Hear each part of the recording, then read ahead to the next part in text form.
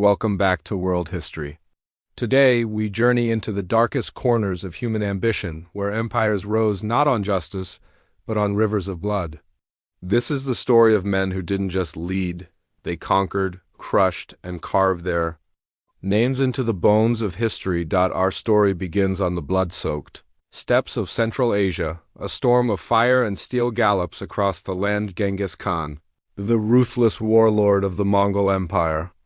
Mounted on a black warhorse, his eyes locked on the burning horizon, he commands a horde that sweeps through cities like a plague. Behind him, fire devours towns and terrified survivors scatter into ash. His ambition knew no borders. Entire civilizations vanished beneath his boots, and yet in his homeland, he was seen as a god of order. Centuries later, another storm rose not on horseback, but from a podium in Berlin. Adolf Hitler, with arms raised and eyes burning with fanaticism, stood before a sea of red banners and blind obedience. With every word he ignited hatred, promising power and revenge. Behind the spectacle, the machinery of mass death began to turn. The world watched, stunned. As Germany, once broken, transformed into a steel beast under his iron grip, far to the east, Joseph Stalin sat alone in a cold Soviet office. Death orders piled high on his desk, vodka in one hand, maps of forced labor camps in the other. Behind a facade of progress, millions were starved, silenced, or vanished into the frost of Siberia. The gulags grew like tumors across the Soviet landscape, and still, Stalin's shadow only grew longer. In China, another ruler stood above the rubble. Mao Zedong, towering above a ruined village, looked down on famine-stricken peasants. His great leap forward promised prosperity but delivered death.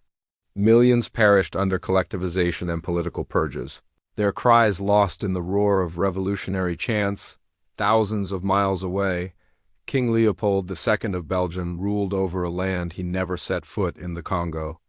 On a throne made of ivory and rubber, he orchestrated one of history's most brutal colonial reigns. Congolese workers, chained and mutilated, harvested wealth for a king who traded hands for profits. The jungle soaked in blood bore witness to cruelty masked as civilization. The Cambodian jungle hides another horror. Pol Pot, draped in military camouflage, ordered intellect itself to be destroyed, books burned, skulls piled. The Khmer Rouge turned rice fields into killing fields, where silence reigned louder than screams. Meanwhile, in the shadowy realm of nuclear power, Kim Il-sung forged a dynasty of fear. Soldiers moved in perfect rhythm before him, but behind the spectacle lay starvation and silence. Propaganda replaced truth. Fear replaced freedom. Even the battlefield genius of Napoleon Bonaparte could not wash the blood from his hands.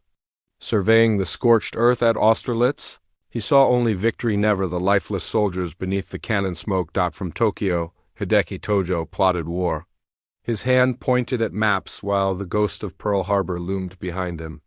His orders launched kamikazes, tore across Asia, and left trails of sorrow. And Saddam Hussein, the modern despot, stood in military garb beside mass graves. The NFL campaign behind him, where chemical weapons wiped out entire communities. These were not just leaders, they were architects of fear. And their thrones? Built on blood? These were the leaders who didn't simply kill through war, they murdered through systems. With every law passed, with every silent nod in a dark room, they built entire machines designed to erase opposition, culture, and hope itself.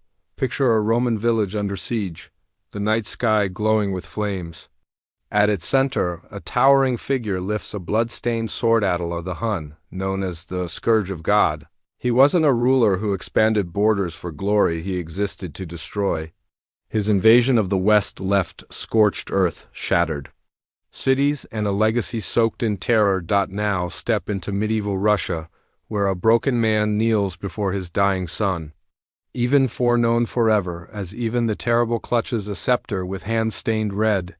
His rage, unchecked by any court or law, turned Russia into a place of fear.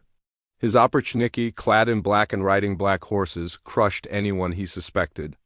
Even his own blood couldn't escape the wrath of his madness. Fast forward to 20th century Italy, where Benito Mussolini stands before a dying nation, Around him, blackshirts chant in fascist unison while the ruins of Italy's past crumble behind him. Mussolini didn't just create a dictatorship, he manufactured blind loyalty. Dissenters were silenced, journalists disappeared, and the dream of empire was rebuilt on broken bones. In Spain, Francisco Franco sat like a ghost king on a cracked throne. The prisons were full, the republic was dead.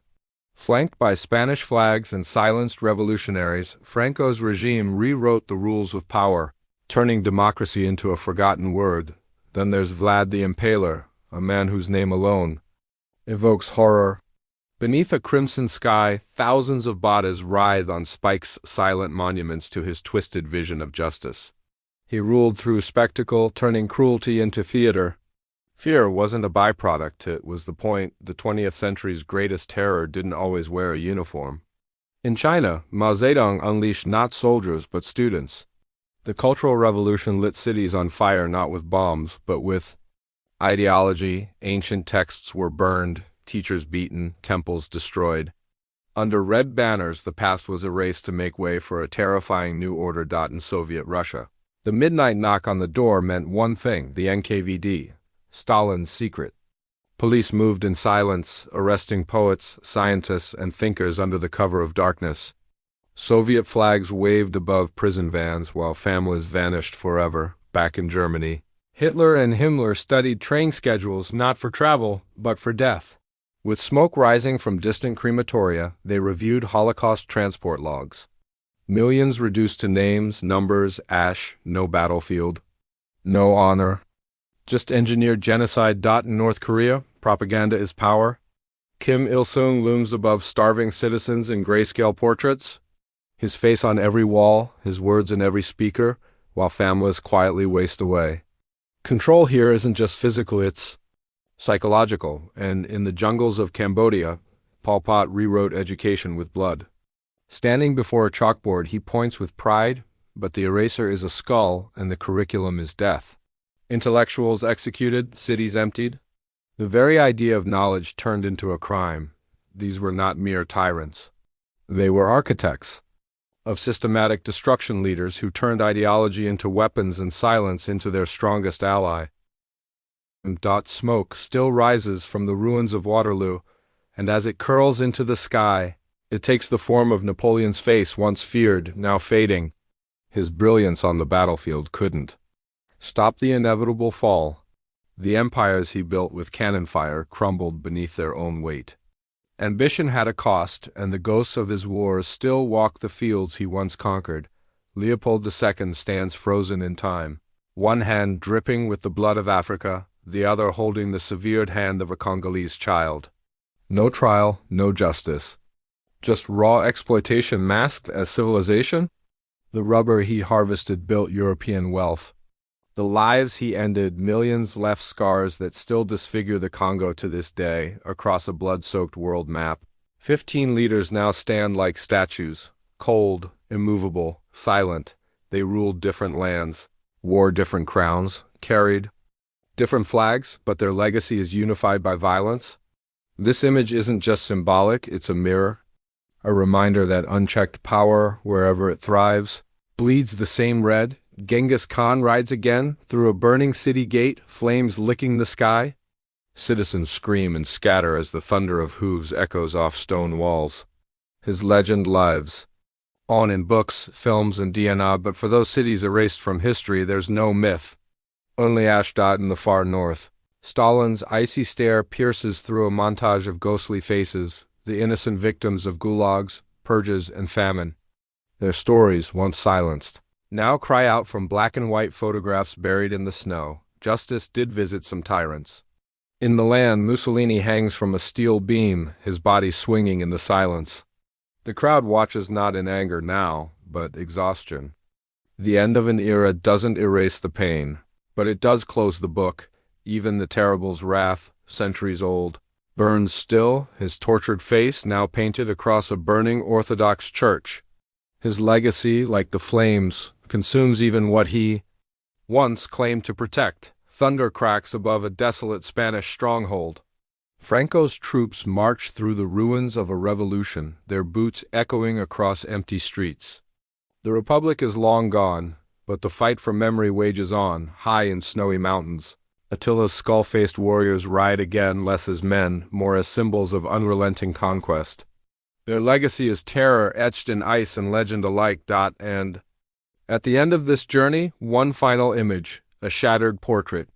The glass cracked, each shard reflecting a different tyrant's face. At the center, carved in deep, dark letters, one word: death. Because no matter how high they climbed, no matter how fiercely they ruled, this was their inheritance. The legacy they passed down wasn't glory, it was grief. And history, though often written by the victors, never forgets the cost.